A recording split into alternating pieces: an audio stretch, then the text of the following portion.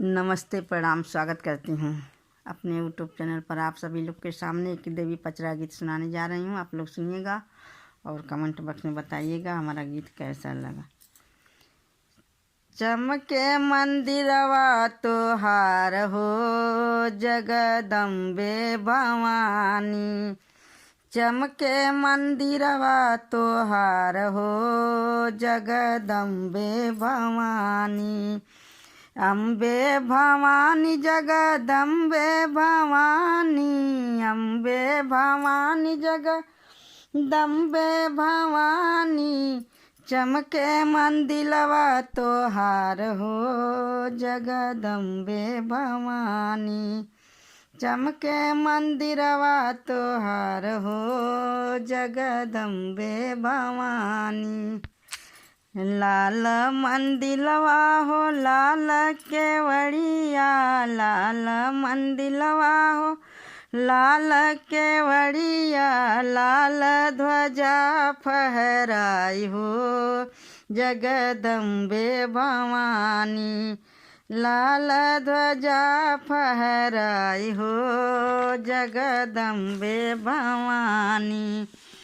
चमके मंदिरवा तोहार हो जगदम्बे भवानी, चमके मंदिरवा तोहार हो जगदम्बे भवानी।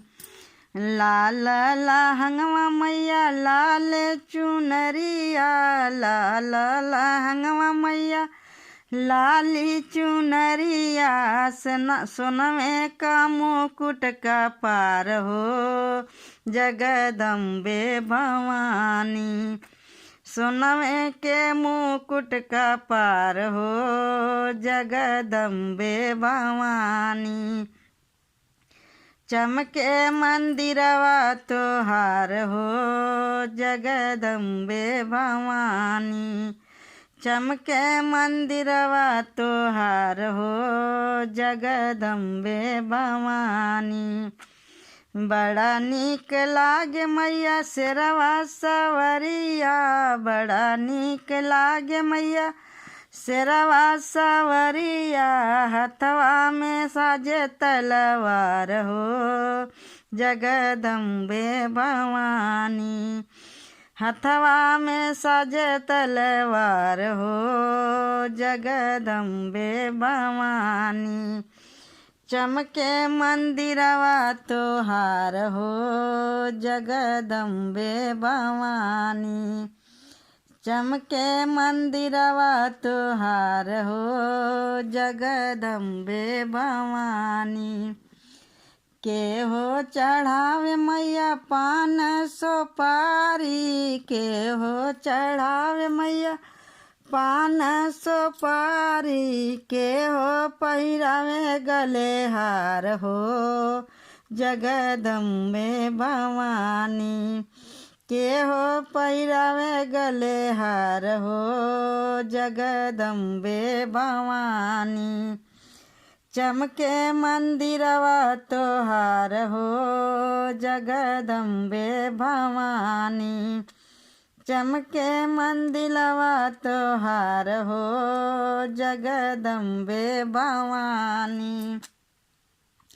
भक्त चढ़ावे मैया पान सुपारी, भक्त चढ़ावे मैया पान सुपारी, मालिन पहिनावे गले हार हो जगदम्बे भवानी, मालिन पहिनावे गले हार हो जगदम्बे भवानी।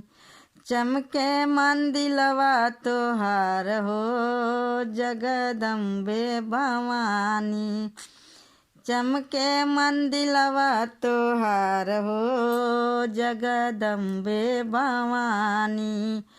अम्बे भवानी जगदम्बे भवानी, अम्बे भवानी जगदम्बे भवानी, चमके मंदिलवा तोहार हो जगदम्बे भवानी, चमके मंदिलवा तोहार हो जगदम्बे भवानी।